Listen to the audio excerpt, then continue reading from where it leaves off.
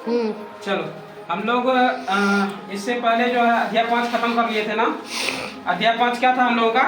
पदार्थों में रासायनिक परिवर्तन था ना। पदार्थ में रासायनिक परिवर्तन। अब हमारा अध्याय 6 चालू हो रहा है, जिसमें हम लोग क्या पढ़ेंगे? पौधों में पोषण। जैसे सभी जीव जंतुओं को जीने के लिए पोषण की जरूरत होती है ना जी, जीवित रहने के लिए किसकी जरूरत होती है? पोषण की जरूरत होती है। उसी प्रकार से हम आज ये पढ़ेंगे कि पौधों में पोषण की जरूरत क्यों होती है। आखिर पौधे अगर पोषण करते हैं तो वो पोषण का उपयोग करते कहाँ पे है, ठीक है। और इसी में हम लोग पढ़ेंगे प्रकाश संश्लेषण क्या होता है, प्रकाश संश्लेषण क्रिया के दौरान होता क्या है। ये सारे पॉइंट्स को इसी में हम लोग आज कवर करने वाले हैं, ठीक है। तो शुरू करते हैं अध्याय 6 मतलब पौधों में पोषण। तो सबसे पहला ही क्वेश्चन इसमें हम देखो लिखे हैं कि सजीवों को जीवित रहने के लिए क्या करना पड़ता है ना। जितने भी सजीव हैं उनको जीवित रहने के लिए क्या करना पड़ता है? तो सजीवों को जीवित रहने के लिए जीवन संबंधी अनेक क्रियाएं करनी पड़ती है। इसके लिए ऊर्जा की जरूरत होती है जो पोषक तत्वों से प्राप्त होती है। जितने भी सजीव हैं उनको जीवित रहने के लिए क्या होती है? मतलब बहुत सारी क्रियाएं करनी पड़ती है, और उसको इसी संबंधी क्रियाओं को करने के लिए उनको किसी की जरूरत होती है? ऊर्जा की जरूरत होती है। और ये ऊर्जा हमें कहां से प्राप्त होता है? पोषक तत्वों से प्राप्त होता है। कहां से प्राप्त होता है ये ऊर्जा? हमें पोषक तत्वों से प्राप्त होता है। अब ये बात समझ में आ गई कि ऊर्जा जो कहां से मिल रही है? पोषक तत्वों से मिल रही है। तो अब ये समझ में आना जरूरी है कि ये पोषक तत्व है क्या। तो मुख्य रूप से अगर देखोगे तो मुख्य पोषक तत्व कौन कौन से हैं? तो कार्बोहाइड्रेट, प्रोटीन, वसा, खनिज लवण एवं विटामिन क्या है यहाँ पे? मुख्य पोषक तत्व है। चाहे वो जितने भी सजीव हैं वो सबके लिए ये मुख्य पोषक तत्व है। कार्बोहाइड्रेट, प्रोटीन, वसा, खनिज लवण एवं विटामिन, ये सब क्या है? मुख्य पोषक तत्व है। अब अगला क्वेश्चन हम लिखे इसमें कि पोषण सभी जीवों के विकास, वृद्धि तथा अन्य प्रक्रियाओं के लिए जरूरी है क्यों?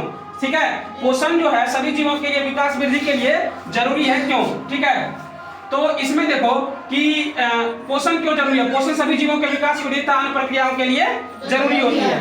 अगला क्वेश्चन है कि सभी जीव पोषण के लिए किस पर निर्भर रहते हैं। तो जितने भी सजीव हैं वो अपने पोषण के लिए किस पर निर्भर रहते हैं? हरे पेड़ पौधों पर निर्भर रहते हैं, ठीक है। यहाँ तक क्लियर है। अगला क्वेश्चन है हमारा सभी जीव पोषण के लिए किस पर निर्भर रहते हैं। ये तो हम पढ़ चुके हैं, हरे पेड़ पौधों पर। उसके बाद हरे पेड़ पौधे अपना भोजन स्वयं पोषण स्वयं करते हैं। याद रखना कि जितने भी जीव हैं, सजीव हैं, वो पौधों के लिए पेड़ पौधे पर निर्भर तो रहते हैं, लेकिन जितने भी हरे पेड़ पौधे हैं वो अपना भोजन क्या करते हैं? स्वयं बनाते हैं, ठीक है। यहाँ तक कोई दिक्कत है?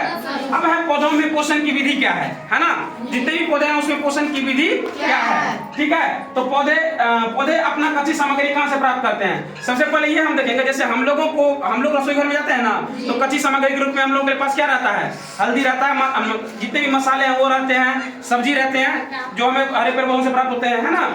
आटा रहते हैं, चावल रहते हैं, ये सब चीज रहते हैं ना। अब देखो ये अच्छा पौधे में जो कच्ची सामग्री है वो कहाँ से प्राप्त होता है? तो पौधे में भिन्न भिन्न माध्यमों से कच्ची सामग्री हम लोग को मतलब पौधे भिन्न भिन्न माध्यमों से कच्ची सामग्री प्राप्त करते हैं। सबसे पहले कच्ची सामग्री अगर देखोगे तुम तो जल एवं खनिज लवण की जरूरत होती है पौधों को, होती है ना। किसी की होती है? जल एवं खनिज लवण। ये कहाँ से प्राप्त करते हैं? मिट्टी से। और अच्छा इसको पहुंचाया कहां तक जाता है? तो पत्तियों तक पहुंचाया जाता है। किसके द्वारा? तो जल द्वारा मिट्टी से अवशोषण था तना एवं शाखाओं के माध्यम से पत्तियों तक पहुंचाया जाता है। यहाँ तक कोई दिक्कत? दूसरा चीज इसको क्या चाहिए? कार्बन डाइऑक्साइड चाहिए।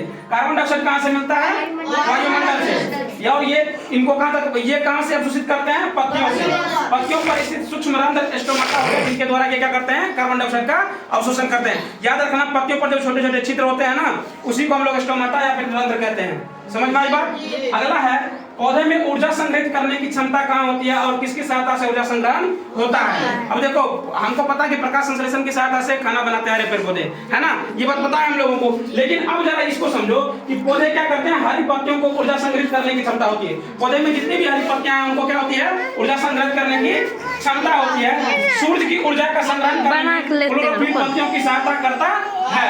सूर्य मतलब जितने भी ऊर्जा, सूर्य की ऊर्जा को संग्रहण करने में क्लोरोफिल क्या करता है? पत्तियों की सहायता करता है, ठीक है। पत्तियों का हरा रंग क्यों होता है? अब ये दिक्कत है कि पत्तियों का हरा रंग क्यों होता है, ये भी जानना जरूरी है। तो पत्तियों का हरा रंग उनमें उपस्थित हरे वर्णक के कारण होता है। उनमें जो उपस्थित हरे वर्णक होते हैं उनके कारण उसका रंग क्या होता है? हरा होता है, जिसे क्लोरोफिल या पर्णहरित कहते हैं। इसी को हम लोग क्या कहते हैं? क्लोरोफिल या पर्णहरित कहते हैं।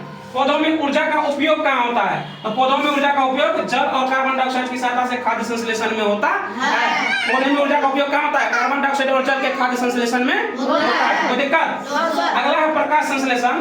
पौधों में उपस्थित खाद्य संश्लेषण सूर्य से प्राप्त ऊर्जा की सहायता से होता है, इसलिए इस प्रक्रिया को हम लोग क्या कहते हैं? प्रकाश संश्लेषण कहते हैं। उम्मीद है तुम लोग को ये मतलब समझ में आ गया होगा, इसमें कोई दिक्कत नहीं होगा ना? समझ में आ गया ना? अगर इसमें कोई डाउट होगा तो तुम पूछ सकते हो, ठीक है? चलो आज के लिए